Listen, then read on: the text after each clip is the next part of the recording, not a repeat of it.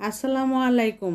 আপনারা যে যেখান থেকে আমার ভিডিওটি দেখছেন আপনাদের সকলের প্রতি রইল আমার পক্ষ থেকে দোয়া আর ভালোবাসা।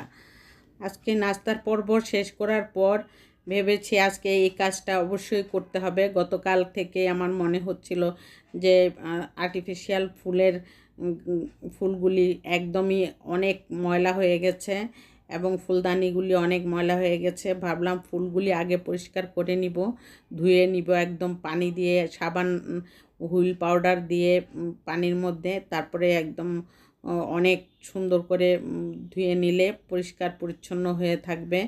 অনেক ধুলাবালি জমে গেছে একদম, ওই যে একদম ইয়াগুলি মাঝখানের স্টিকগুলি একদম ধুলায় কালো হয়ে গেছে। সেই জন্য আজকে মনে হচ্ছিল যে আজকে পরিষ্কার অবশ্যই করব। এই জন্য বাথরুমে আমি বালতির মধ্যে পানি দিয়ে অর্ধেক বালতি পানি দিয়ে রাখলাম। দেওয়ার পরে আমি ফুলগুলি আমি দিব। দেওয়ার পরে হুইল পাউডার দিয়ে একদম কষলিয়ে ধুয়ে নিব। সেজন্য ভেবেছি যে আজকে এই কাজটা করে নিব। এই কাজটা করতে কিন্তু একটু সময় লাগে, শুকানো, তারপরে ধুয়ে রাখা, তারপর ফুলদানিগুলি ধুয়ে নেওয়ার, এইগুলি কাজ আজকে করব, করে রান্না করব। সেজন্য ভেবেছি আজকে এই কাজটা আগে যদি করে না নিই তাহলে আর করা হয় না। প্রতিদিনই বলি, কিন্তু পরে মনে হয় যেন আমি আগে না করলে কোনো কিছুই হয় না। রান্নার আগে সব করতে হয়, যেগুলি করার জন্য একদম ইমার্জেন্সি দরকার সেগুলি রান্নার আগে করে নিলেই রান্নার পরে আর কোনো ঝামেলা থাকে না। এই জন্য ভাবলাম যে আজকে এই ফুলগুলি আরও শো বক্সের উপরের ফুলগুলিও আমি নিব, নিয়ে একটা একটা করে এইটা আগে ধুয়ে নিলাম, তারপরে বাকি ওইগুলি ধুবো। আর আমার ভিডিও দিতে একটু দেরি হয়ে গেছে, আর কিছু করার নেই।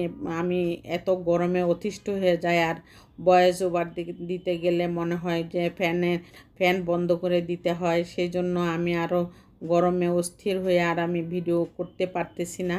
তারপরেও চেষ্টা করেছি আজকে একটা ভিডিও দেওয়ার।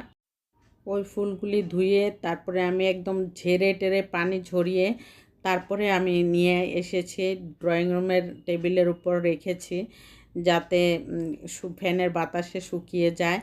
আর এই ফুলগুলিও নিয়ে যাচ্ছি যে এগুলিও ধুতে হবে, অনেক দিন হয়েছে ধুই না। সেই জন্যই ভেবেছি যে একটা একটা করে কাজ গুছিয়ে নেই।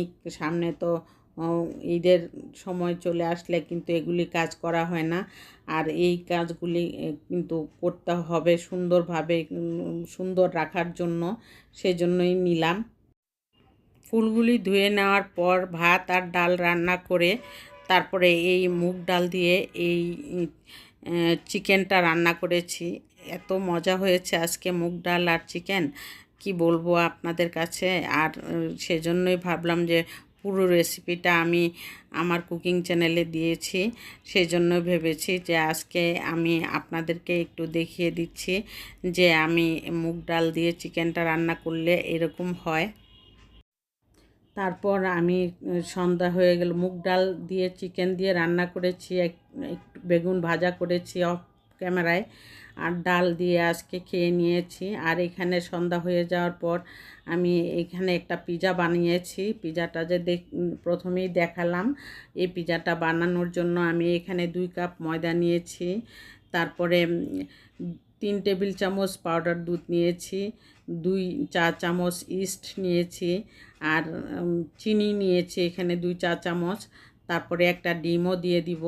আর এই আবার 2 টেবিল চামচ তেলও দিয়ে দিব। তেল দেওয়ার পর আর এইখানে ডিমটা দিয়ে তারপরে আমি ব্যাটারটা একদম নিজের হাতে সুন্দরভাবে ব্যাটারটাকে গুলিয়ে রাখবো। প্রায় 1 থেকে 1.5 ঘন্টা রেস্টে রাখার পরে ফুলে উঠবে। তারপরে আমি পিজাটা বানিয়েছি। আর এই পিজাটা নিজের হাতে আমি বানিয়েছি একদম। বাকি গরমের জন্য আমি বাকিটা অফ অফ ক্যামেরায় করেছি। পিজার ডোটা আমি বানাচ্ছি যে সেটাই আপনাদের সামনে তুলে ধরলাম। আর আমার ভিডিওটা যদি ভালো লেগে থাকে তাহলে অবশ্যই সাবস্ক্রাইব করে দিবেন, অল বাটনে ক্লিক করে নোটিফিকেশান অন করে রাখবেন। এরপরে দেখাচ্ছি আমি পিজাটা। প্রায় 1.5 থেকে 2 ঘন্টা পর এই পিজাটা বানিয়ে আমি সবাইকে নিয়ে খেলাম।